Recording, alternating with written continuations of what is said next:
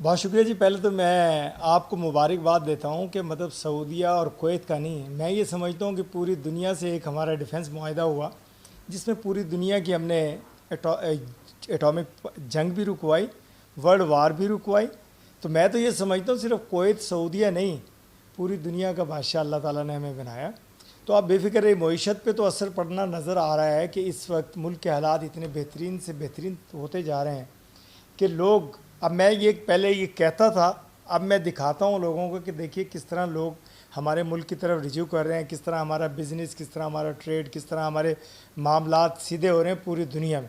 اب آپ دیکھتے جائیے ایسا ایسا. ابھی تو کویت سے محبت بڑھی، پھر دیکھا آپ نے، میں نے پہلے پروگرام میں بھی آپ کے کہا تھا کہ اٹلی کے ساتھ بھی ہمارا ایک معاہدہ ہوا جس میں ہمارے لیے ویزے کی آسانی ہوئی بزنس کمیونٹی کے لیے. اس کے بعد آہستہ آہستہ یورپ، امریکہ اور یہ دوسرے ہمارے لیے ویزوں کی آسانی بھی پیدا کریں. ابھی جاب اپرچونیٹی دیکھیے کتنا دنیا میں، پوری دنیا میں ہمارے لوگوں کو، بچے بچیوں کو ویزے بھی دینا آسان ہو گیا، اور ان کو ایجوکیشن ویزا اتنی آسانی سے مل رہا ہے کہ ہمارے بچے انٹرنیشنل یونیورسٹیز میں جا کر کے پڑھنا شروع ہوئے. پہلے کم جاتے تھے، اب زیادہ جانا شروع ہوئے. تو میں سمجھتا ہوں معیشت بہتر سے بہتر ہوگی اور پاکستان طاقتور سے طاقتور بنتا چلا جائے گا انشاءاللہ. آپ بہت، وہ دن قریب ہے کہ پوری دنیا ہماری طرف ہوگی، پوری دنیا سے ٹورزم ہمارے ساتھ آئے گا.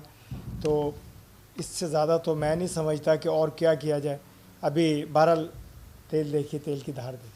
دیکھیے میں یہ سمجھتا ہوں کہ مذاکرات کی ضرورت نہیں. جو پاکستان نے کردار ادا کیا، جو جنگ رکوانے کا، میں نے پہلے بھی لفظ استعمال کیا، جو جنگ رکوانے کا کردار ادا کیا ثالثی پاکستان نے کی، پوری دنیا کے لوگ سربراہان پاکستان تشریف لے کر کے آئے، تو اسی وقت تمام معاہدہ مکمل ہو چکا اور جنگ رک چکی. میں نے پہلے بھی پروگرام میں کہا کہ چھوٹے موٹے پٹاخے چلتے رہیں گے کیونکہ ایک بہت بڑی جنگ تھی، یہ عالمی جنگ تھی. اس کا رک جانا سب سے بہترین کردار تھا، وہ رک گیا. اب میں سمجھتا ہوں کہ اب جنگ نہیں ہوگی. ہاں تھوڑی بہت جو انڈرسٹینڈنگ نہیں رہ گئی بیچ میں، وہ مکمل ہوگی. اس کے بعد میں سمجھتا ہوں کہ اتنی شانتی، اتنا امن ہوگا کہ دنیا دیکھے گی انشاءاللہ. لیکن دیکھنے میں تو لگتا ہے کہ شاید بینیفیشل ہو سکتی ہے پاکستان کے لیے لیکن اس کو سمجھنا ضروری ہے.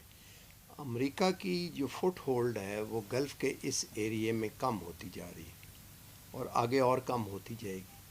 تو یہ جو گیپ ہے، ویکیوم تو رہ نہیں سکتا. گیپ کو فل کرنے کے لیے جو مڈل پاورز ہیں وہ آگے آ رہی ہے. اس ریجن میں دو بڑی مڈل پاورز ہیں، انڈیا کو اگر نکال دیں تو ایک پاکستان ہے اور ایک دوسرا ترکی ہے. اور اسی لیے وہ ترکی، پاکستان اور مصر کر کے وہ ڈیفنس کوارڈ کی بات چیت بھی چلتی رہی ہے. تو اب یہ ہے کہ اگر پاکستان اس گیپ کو فل کر لیتا ہے تو آنے والے وقتوں میں جو نقشہ بن رہا ہے، جس طرح سعودی عرب، پاکستان، کویت بھی آ جاتا ہے اور کچھ ملک آ جاتے ہیں، تو یہ ایک بلاک ہوگا. دوسرا بلاک جو ہے وہ ہو سکتا ہے اسرائیل کے ساتھ وہ سپورٹ یا دوسرے بلاک کے ہو سکتا ہے. تو that can be beneficial for Pakistan. لیکن اس کے لیے شرط یہ ہے کہ اکنامک پراسپیرٹی میں کیا یہ ارینجمنٹ ٹرانسلیٹ ہوتی ہے کہ نہیں. پہلے تو جتنی ہم نے ارینجمنٹس کی وہ زیادہ ٹرانسلیٹ نہیں ہوئی. امریکہ کے ساتھ ہم نے 2 دفعہ افغانستان میں وار لڑی کرنے کے لیے، لیکن پاکستان کی حالت نہیں بدلی. تو یہ ہے اس کی باٹم لائن. دیکھیں جی، تیل کی دولت اس جگہ سے نکلتی ہے جس پہ امریکہ کا انڈائریکٹ قبضہ تھا اوپیک کے ذریعے. اس کی حفاظت کرنے کے لیے یہ سیکورٹی تھی. جیسے کہ جولر کی شاپ ہے، اس پہ اگر گارڈ نہیں ہوں گے تو ڈاکہ پڑ جائے گا. اور جب عراق نے کویت پہ قبضہ کیا پہلی دفعہ، تو ایگزیکٹلی یہ لفظ یوز کیے ایپرل گلیسپی نے، جو کہ تھی کہ it was a jeweller shop unguarded. تو حملہ ہوا تو فوج رکھنی. اب یہ ملک اپنی فوج رکھنا فار ویریس ریزنز جس کا اسکوپ اس ڈسکشن میں نہیں ہے، ان کے لیے پاسبل نہیں ہے. تو they want to get a country جو کہ طاقتور ہو، جو ان کو یہ والی سپورٹ پرووائڈ کرے. امریکہ کا جہاں تک تعلق ہے، امریکہ کا فٹ پرنٹ اب دوبارہ کبھی بھی اتنا اسٹرانگ نہیں ہو سکے. امریکہ نے ان کنٹریز کی حفاظت کے لیے فوج نہیں تھی، یہ اس آئل انٹرسٹ کی حفاظت کے لیے تھی جو اس کو چاہیے تھا. تو وہ انٹرسٹ اب کسی حد تک ڈوینڈل ہو جائے گا آگے لگتا ہے. ویسے بھی اور ریزنز بھی ہیں اس کی. تو اس لیے یہ جو کنٹریز ہیں مڈل پاس، یہ اس کو ریپلیس کریں. نہیں، وہ رہیں گی، وہ رہیں گی. یہ گریجول جسے کہتے ہیں نا سن سیٹ ہوگا.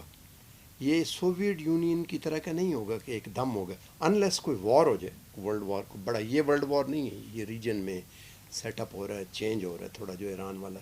اگر کوئی بڑی وار ہوتی ہے جس میں امریکہ گر پڑتا ہے، یا پھر دیکھیں وہ تو ایک الگ سینیریو ہے، لیکن یہ گریجول سن سیٹ ہو رہا ہے، سن سیٹ ہو رہا ہے امریکہ کا ایز اے سپر پاور.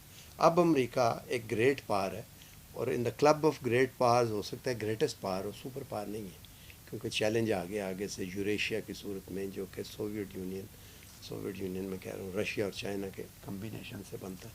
تو وہ فٹ پرنٹ ہو سکتا رہے، اور وہ اس کی کچھ ہیلپ ملتی رہے یا نہ ملتی رہے.